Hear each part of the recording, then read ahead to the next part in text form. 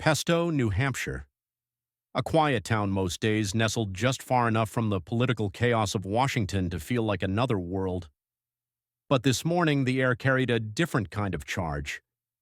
Karoline Leavitt stood in her sunlit home office, the soft hum of her phone buzzing against a glass desk stacked with color-coded political documents.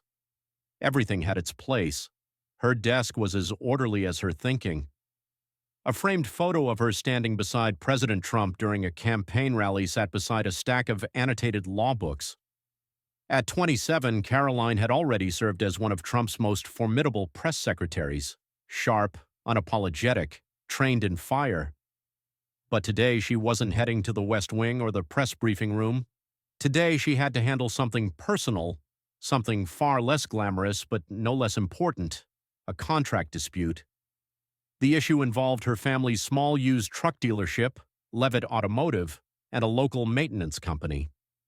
She believed the matter had been misunderstood, inflated into something it wasn't. Just a simple case of conflicting invoices and poor communication, a nuisance, really. But one she was determined to resolve on her own.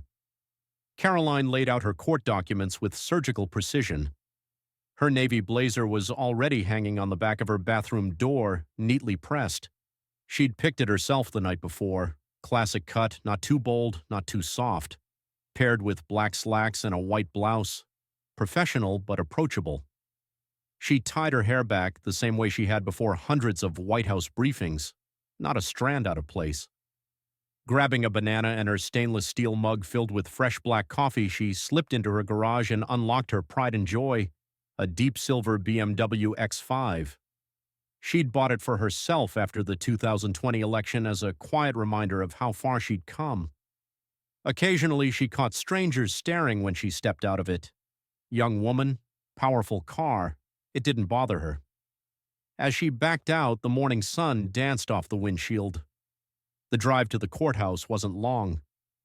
Karoline tapped the screen on her dash and let NPR play in the background.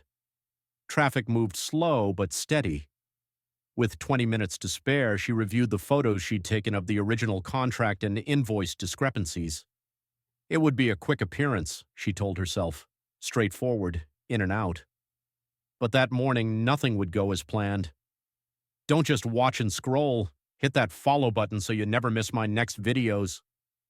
The Pesto Municipal Courthouse stood like a relic from another era. Red brick, narrow windows, and a limestone eagle perched high above the double doors. Inside, the air was cooler than outside, sharp with the scent of old paper, coffee, and floor wax. Judge Warren Easton was already seated when the courtroom doors opened. 62, graying hair, clean-shaven, with a jaw that never relaxed. He carried himself like a man whose authority had never been questioned, at least not to his face. 30 years on the bench had made him efficient, predictable, cold. The courtroom bustled quietly. About 24 people filled the benches, all waiting on minor civil issues, parking fines, property disputes, traffic citations. Everyone knew Judge Easton didn't tolerate chaos. His courtroom was his domain, and he ran it with a rigid code. To him, lateness wasn't an inconvenience, it was a threat to order. At precisely 9 a.m., his bailiff, Robert Bobby Whitaker, a retired Marine with a watchful eye and calm presence, called the court to order. All rise. The sound of scraping benches echoed as Easton adjusted his black robe. No wrinkles, not a crease out of place. He started with routine cases, no-nonsense dismissals, stern reminders, a warning here and there. He liked things to move like clockwork. Punctuality, decorum, control. That was Easton's way. At 9:07, the heavy door at the back creaked open. Karoline slipped in quietly, dressed in her navy blazer, paperwork in hand, expression composed. She scanned the room quickly and made her way toward the front row, but Easton's eyes were already on her. He stopped mid-sentence in another case, his gaze locking onto her with surgical precision. Step forward. The courtroom went still. The case in progress was pushed aside like it had never existed. Karoline walked to the podium, posture straight, expression unreadable. But inside, she was clocking every detail, Easton's clipped tone, the tightness in his jaw, the way his hand hovered above the gavel like a threat. You must be Miss Leavitt. This case was scheduled at the start of session. Do you believe your time is more important than the court's?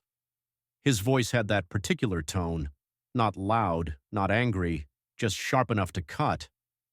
Karoline opened her mouth to respond, but he raised a hand before she could speak. No excuses.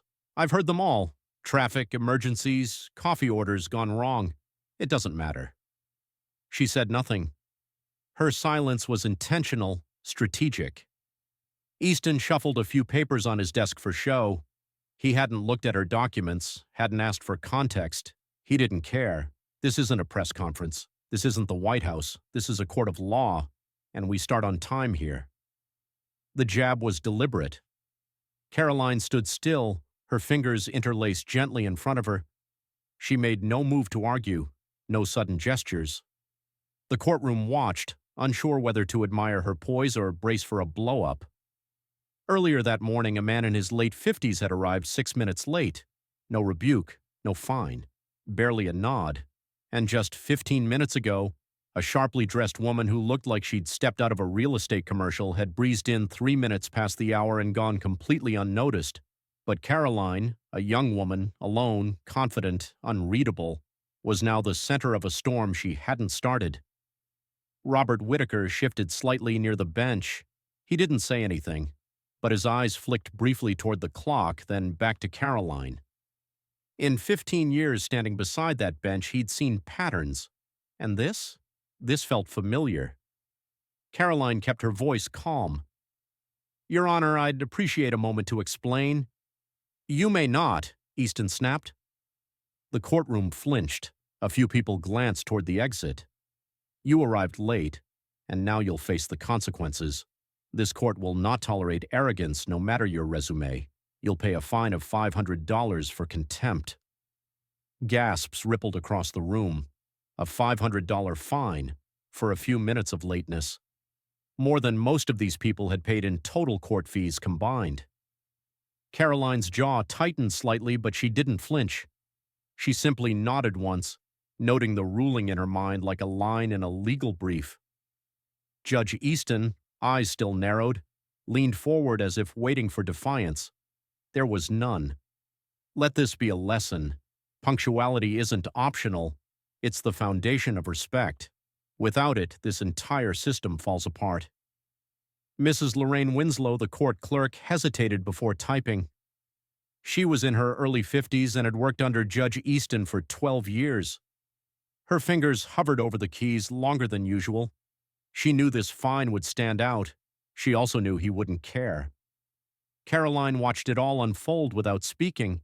She had faced harder rooms, press briefings swarming with reporters, crisis calls at 3 a.m., political landmines wrapped in smiles.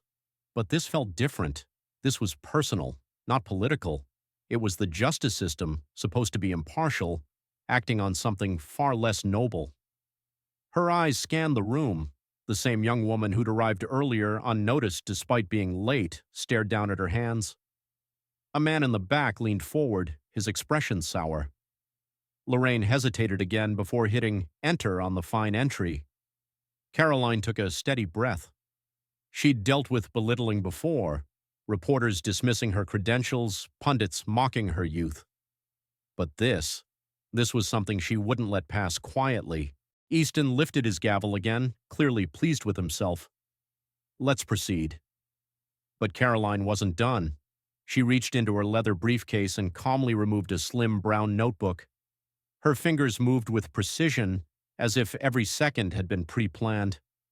Your Honor, before we proceed, I need to clarify something for the record. Easton's hand froze mid-motion. Karoline's voice didn't waver. My name is Karoline Leavitt. I am the White House press secretary, and though I'm not here in my official capacity, I have sufficient legal knowledge to contest this court's ruling. The silence was immediate and electric. Lorraine stopped typing. Bobby Whitaker's eyes widened slightly and a smile threatened to tug at the corner of his mouth. Judge Easton blinked. He had leaned back slightly, trying to reassert composure, but his expression had already cracked. Karoline continued, holding up a printed email from her phone. This morning, I received an urgent call from a senior advisor regarding the President's Gulf of America policy. I pulled over to review sensitive documents before entering this courtroom. I have a time-stamped communication confirming that. Easton shifted in his seat. Miss Leavitt, I wasn't aware of your role. My role shouldn't matter. Her voice was calm, almost soft, but it sliced through the room like a blade. What should matter is equal treatment, fair application of the law, and what just happened here isn't that. Easton glanced around the room, suddenly aware of the people watching, the optics, the consequences. Karoline wasn't shouting. She didn't need to. She opened her notebook, filled with citations and case precedents she'd memorized during her time working beside Trump's legal team. This wasn't a power play. It was a quiet dismantling of bias, line by line, fact by fact. She pointed out the earlier defendants, older, professional-looking, all late. No fines, no public shaming. You issued the harshest punishment to the youngest person in the room for the same infraction others committed. That's not enforcement. That's selective judgment. Judge Easton no longer looked like the man who opened court that morning. The gavel in his hand rested awkwardly. His voice, when it returned, was quieter. Perhaps we should revisit this matter, maybe in chambers. Karoline gave a small nod but didn't retreat. Your Honor, I intend to pay the fine, not because I accept it, but because I intend to document it. This morning doesn't end in this courtroom. It's the start of a deeper conversation about bias in our legal system. The room held its breath. Bobby, standing still as stone, looked over at Lorraine. She wasn't typing anymore. She was watching history happen from 20 feet away. Karoline returned to her seat, the $500 ruling still hanging in the air, but now stripped of its power. The balance had shifted, and Judge Easton, once so sure of himself, realized he'd just become the opening scene in a story far bigger than his bench. Karoline sat quietly at the front of the courtroom. She didn't fidget, she didn't sigh, she simply waited, alert, composed, and watching. Judge Easton, on the other hand, shifted in his chair. For the first time that morning, the high-backed leather seat didn't seem to support him quite the same way.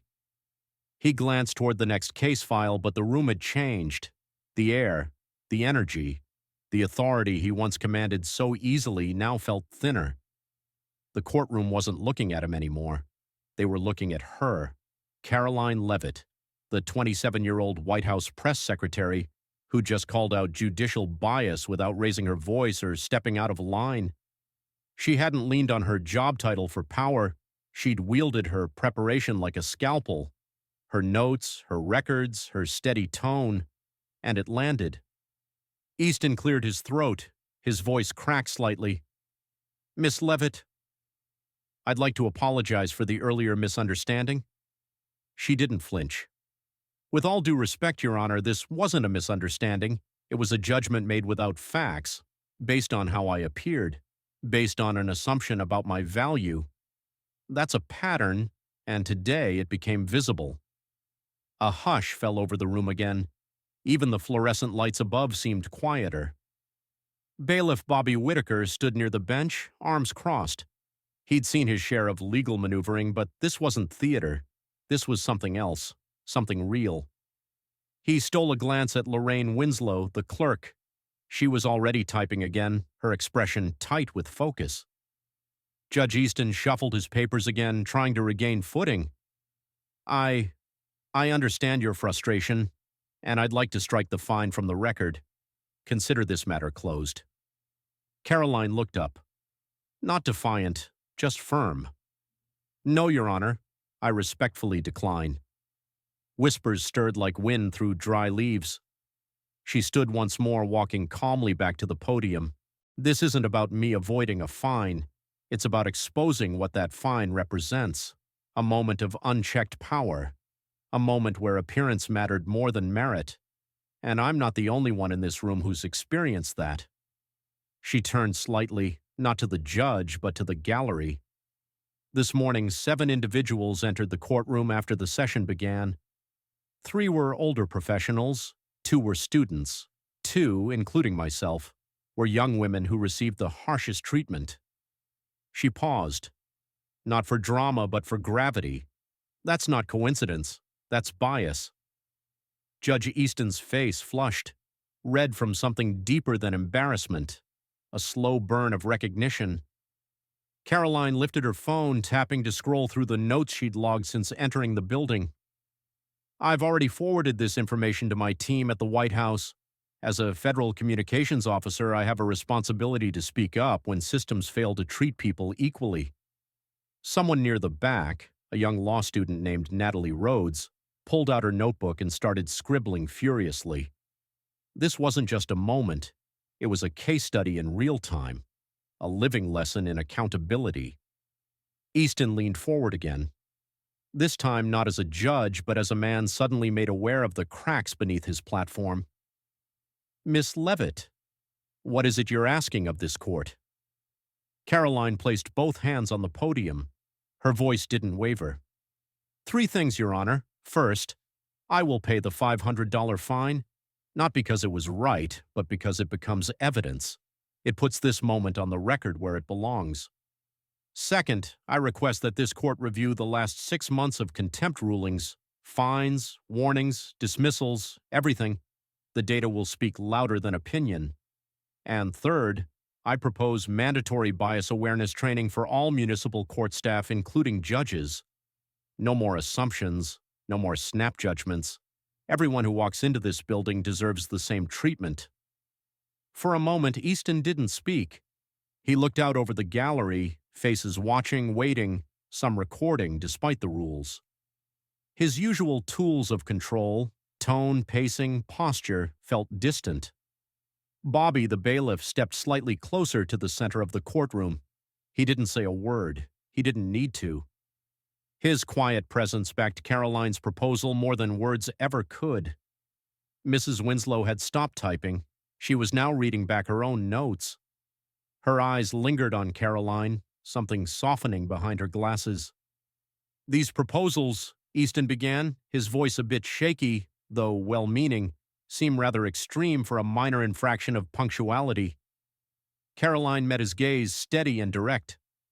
What's extreme is the pattern. What's extreme is the silence we've tolerated. I've seen this before, from press rooms to policy meetings. One unfair moment turns into 20, then 100, then a system. She reached into her briefcase and produced a signed check. I'm paying this fine because I want it documented, I want it reviewed, and I want it to mark the beginning of change, not the end of another quiet injustice. The room held its breath. Judge Easton stared at the check in her hand. For the first time, his posture slumped slightly. He looked not like a judge, but like a man who just heard the truth for the first time in a long time. The court clerk resumed typing. This time, each keystroke seemed to carry more weight. Karoline stepped back from the podium and returned to her seat, setting the receipt flat on the bench beside her. Her phone buzzed, a message from Michael back at the White House. Your response to the press on Gulf of America? Flawless. Thanks again. She didn't smile. Not this time. This morning had become something else entirely. Bigger than a contract dispute, bigger than a judge's bad call. It was now about every student, every woman, every underestimated person who'd walked into a courtroom and been treated like they didn't matter. Natalie, the law student, glanced around. People were nodding, quiet agreement, a shared recognition that something important had just happened. In the days to come, this moment wouldn't stay in that small courtroom. It would spread on social media, on the news, in law schools, in court reform committees. It would ripple from one conversation to the next until the story of Karoline Leavitt standing up to a biased judge became something bigger than her. It would become a blueprint. The judge's gavel had tried to silence her, but her pen, her voice, was louder. By the time Karoline stepped out of the Pesto Municipal Courthouse, the sun had shifted higher in the sky. Her navy blazer, still perfectly pressed, caught the light as she walked toward her BMW. She moved with quiet purpose, calm, measured. But beneath her composure, a storm had already begun to spread, one she hadn't planned for but had unmistakably sparked. Natalie Rhodes, the young law student seated near the back of the courtroom, wasted no time. She'd barely made it outside before she texted her entire study group, just witnessed something wild. The White House press secretary dismantled a judge in court. Flawless. A friend replied instantly. Wait, Karoline Leavitt? Natalie typed faster. She was late to a hearing by 7 minutes. Judge went off on her. Then she stood up, listed his bias patterns in front of everyone, and told him she'd pay the fine to document it. Then she proposed reforms, on the record. Whole room froze. She added a final line. I'm shaking. Legit felt like watching a legal revolution live. Screenshots of the exchange. A photo of Karoline outside the courthouse.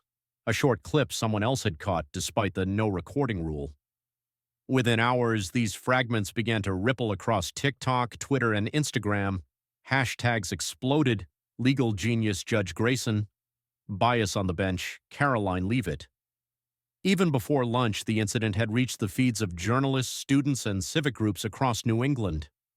Then the Washington Post retweeted a local story with the caption, Young Press Secretary. Stands up to veteran judge, then schools him with receipts. By afternoon, regional outlets had picked up the story. Local woman fined for tardiness. Her response, legal precision, courtroom reform, and national attention. Inside the Pesto courthouse, change was already stirring. In the break room, Lorraine Winslow held her personal notebook in her hands. It was small, worn from years of quiet documentation. Scribbled in the margins were names, dates, behaviors. Every moment she'd second-guessed. Every time she'd watch someone, usually young, usually female, walk away with a punishment that didn't match the infraction. She turned to her coworker, voice barely above a whisper. I've been keeping this. I never thought I'd show it to anyone. But today feels different. Across the hallway, Bobby Whitaker picked up the courthouse phone. 3 missed calls, one from a retired colleague, one from a state investigator, one from a local news anchor. They all asked the same thing. Was it true? He stared out the narrow courthouse window at the line of people gathering outside. It had grown longer since morning. Some were curious, some wanted to protest. Others just wanted to see the woman who'd said out loud what they'd felt for years. Karoline, meanwhile, had returned to her home office. The same place where her morning had begun, peaceful, orderly, focused. But her inbox now overflowed with messages from journalists, from lawyers, from everyday people. They shared stories, confessions, records of bias that never made it into headlines, notes from others who had stood at that same podium and been dismissed. Some had cried afterward, some had gotten angry, but none of them had been believed, until now.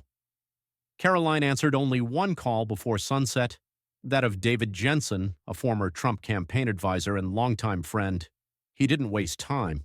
That was incredible, Kay. You said what no one ever says in that room.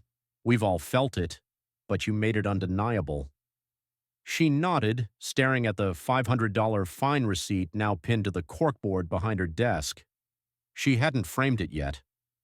Not because it didn't matter, but because the story wasn't finished. This isn't just about me, David. Think of how many people walk into courtrooms like that every week. They don't have a platform. They don't have a team waiting to analyze transcripts. They just take it. They pay the fine. They carry the shame, and it breaks something in them. He was quiet for a moment, then said what she was already thinking. We need to do something with this. By the time the evening news aired, Channel 7 was broadcasting live from the steps of the courthouse. Reporter Jeanette Caruso stood beneath a banner that now felt symbolic, justice served here. Sources confirm that Karoline Leavitt, White House press secretary, was fined this morning for being 7 minutes late to a civil hearing.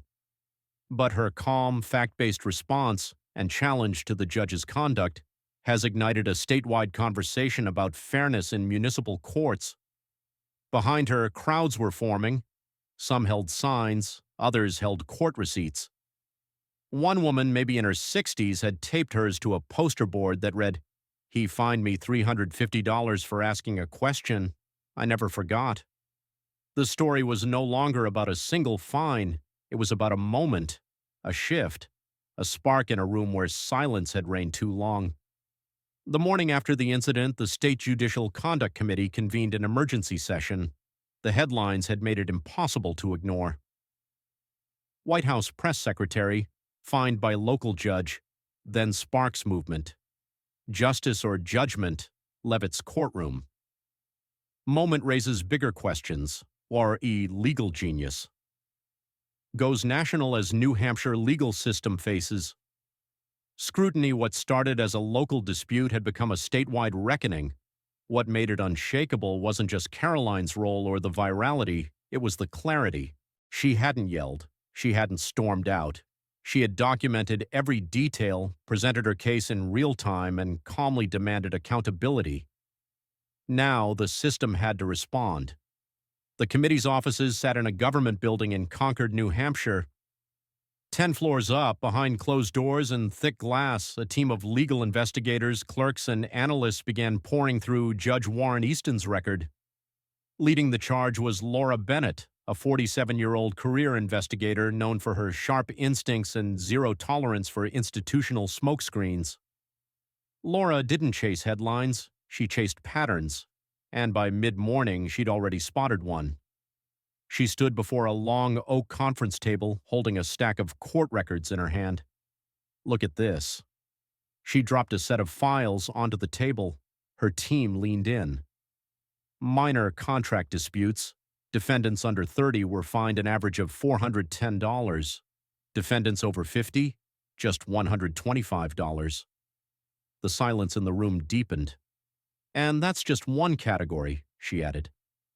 Another investigator, Rahul Patel, tapped at his laptop, pulling up a spreadsheet. In the past 12 months, Easton issued maximum contempt fines to young female defendants 4 times more often than to male defendants of any age. Most of those cases involve first-time appearances and minor infractions, like lateness. Laura crossed her arms. "We're not looking at bad luck. We're looking at a documented pattern." By day's end, the committee had flagged 5 years of Easton's cases for review, more than 3,200 files. Each would be re-examined, cross-referenced, and compared for consistency. Every fine, every ruling, every instance of verbal reprimand. In a side room, a witness interview was already underway. Lorraine Winslow sat with her small notebook in front of her. Her hands trembled slightly as she turned the pages. She'd served under Judge Easton for over a decade, and she'd been watching silently as the years unfolded with quiet imbalance. "I noticed it from my first year," she said softly. "He treated people differently, especially the young ones, especially the ones who didn't look like lawyers." She flipped through her notes, handwritten logs of moments that had bothered her but never felt serious enough to report. Until now. He gave some people time to explain, cut others off after 10 seconds. Sometimes he'd smile. Sometimes it felt like he wanted to humiliate them. You could always tell who he respected by how he said their names. Laura asked gently, "Why didn't you come forward before?" "Because I didn't think anyone would care," Lorraine answered. In another room, bailiff Bobby Whitaker provided a sworn statement. In his 15 years beside Easton's bench, he'd seen the inconsistencies stack like bricks. Never spoken aloud, but always felt. Some days I'd count how often he interrupted people. It was always the younger ones. And if they were women, forget it. He'd cut them off mid-sentence like they weren't even there. He paused, then added, "We all just got used to it." But Karoline didn't. That was the difference. While the investigation intensified, Karoline stayed focused. Back in Washington, her regular duties resumed: media briefings, policy prep, crisis response.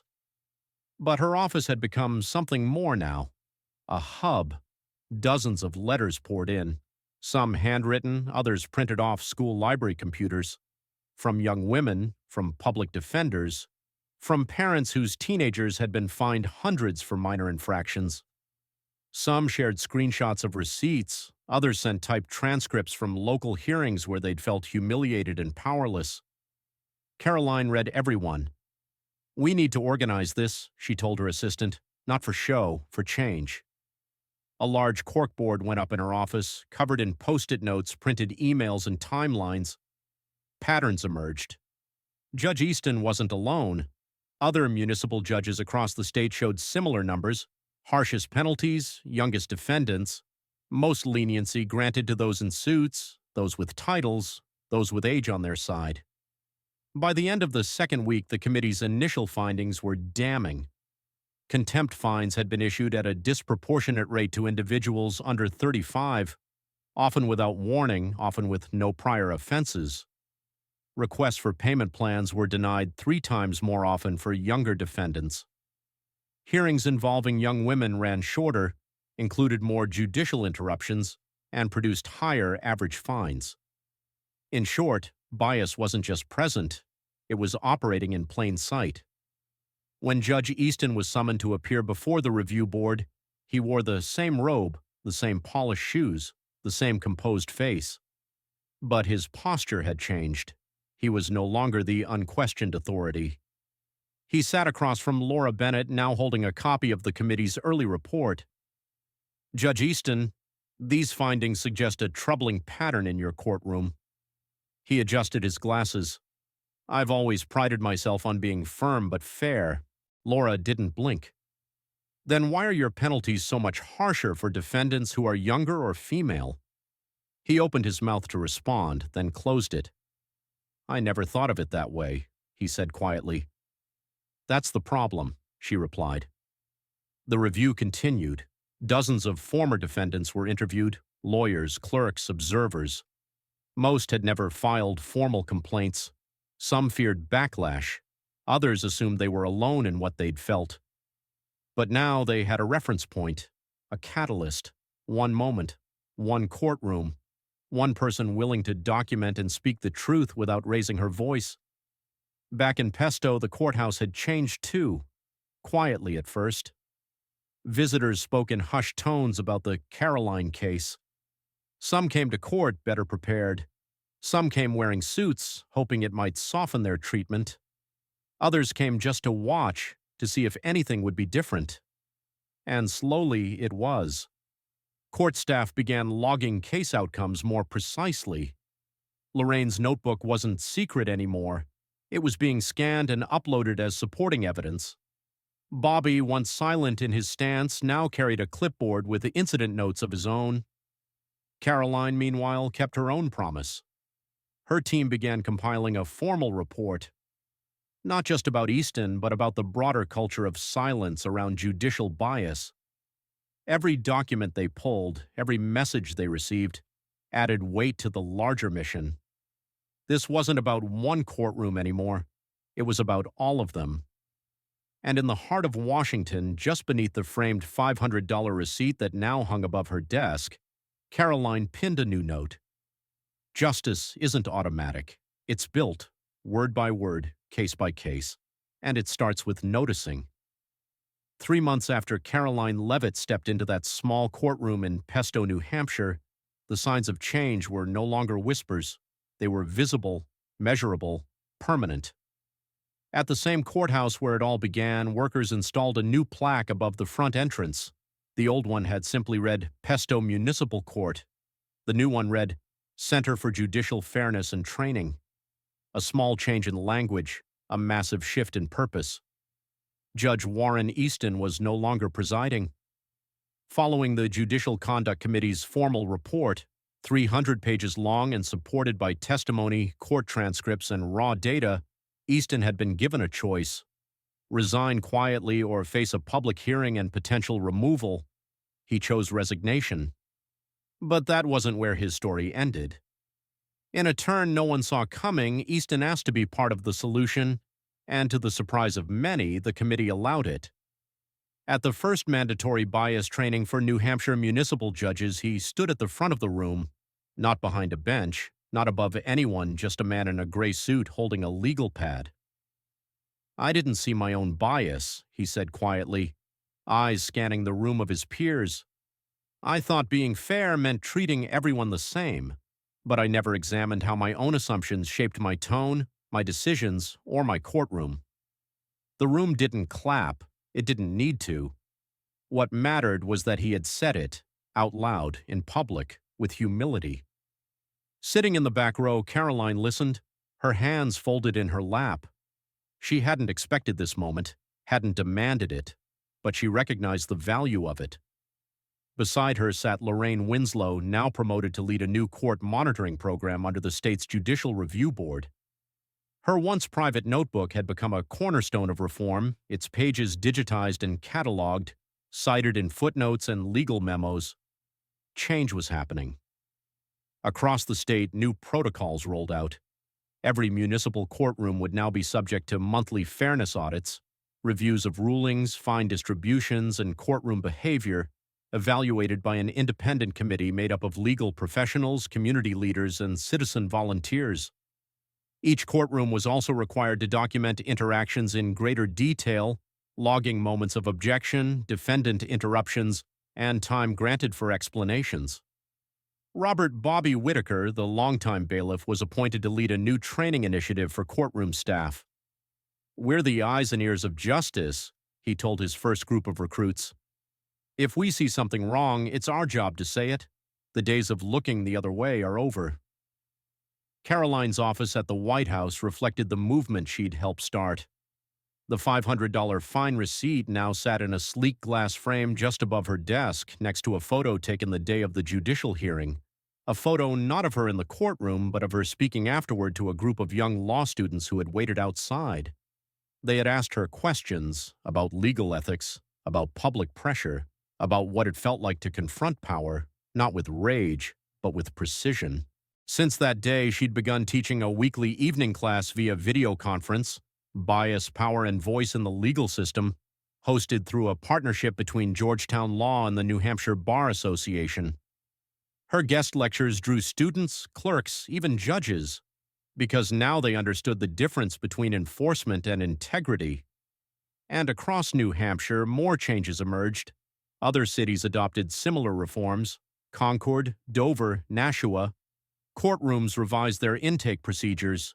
Defendants received written summaries of their rights before hearings. Court signage was updated, now offered in 5 languages. Help desks were created, staffed by trained volunteers offering free guidance to those navigating the legal system for the first time. Karoline didn't call attention to these updates. She didn't need to. The story had traveled far beyond her voice. Social media continued to fuel the conversation. Hashtags like he, bias on. The bench and Cheek Fair courts now trended regularly. A coalition of law students launched an online archive of similar cases, documenting moments where defendants had been treated disproportionately. Some were decades old, others were submitted anonymously, but they all pointed in the same direction. People had felt it for years. Now they had proof. The legal community responded. Law schools across the region added new modules on judicial ethics and courtroom psychology. A new policy initiative, the Leavitt Standards, was introduced in the state legislature. The proposed bill would mandate implicit bias training for all public-facing court staff and require annual performance reviews for judges based on defendant feedback and case metrics. When asked by a journalist during a local interview what she hoped would come from all of this, Karoline didn't hesitate. "Accountability," she said, "and not just for this year or for one judge, for everyone in a position of power, because justice isn't just about the law, it's about how we treat people while applying it." Back in Pesto, the courthouse itself felt different. Visitors were greeted, not dismissed. Bailiffs listened. Clerks offered help instead of silence. The culture had shifted, not perfectly, not overnight, but permanently. One afternoon, an older man who had attended Karoline's original hearing returned to visit the lobby. He walked slowly through the new welcome area, pausing beneath the updated signage and the quote engraved beneath it. "Justice isn't just about the law, it's about how we treat each person who walks through these doors." He stood there for a while, his hands tucked into his worn jacket. Then he turned to the clerk and said quietly, I've been coming here for 40 years. This is the first time I've felt like someone sees me. And that, more than headlines, more than plaques, more than hashtags, was the proof of what had changed. Not just the rules, the experience. The system had been challenged by one person willing to speak with clarity. It responded not with defense, but with reflection. The courtroom Carolina entered that morning had tried to diminish her, but by staying steady, focused, and prepared, she didn't just win a moment. She shifted the foundation. Some stories end when the gavel falls. Karoline Leavitt's didn't. It lived on in classrooms, courthouses, comment threads, and conversations between people who'd long accepted unfairness as the cost of showing up. 3 months after her quiet confrontation shook a courtroom, a letter arrived at her White House office.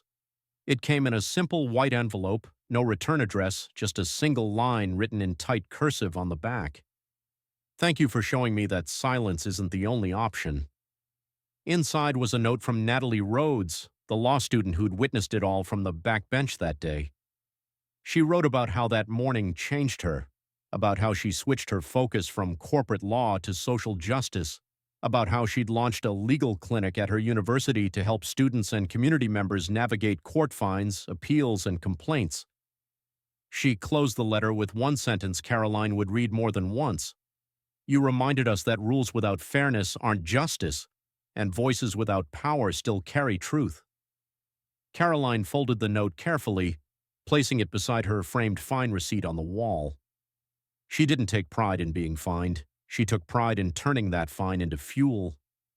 Her moment in court hadn't come with a grand speech or sweeping gesture. It was calm. It was focused.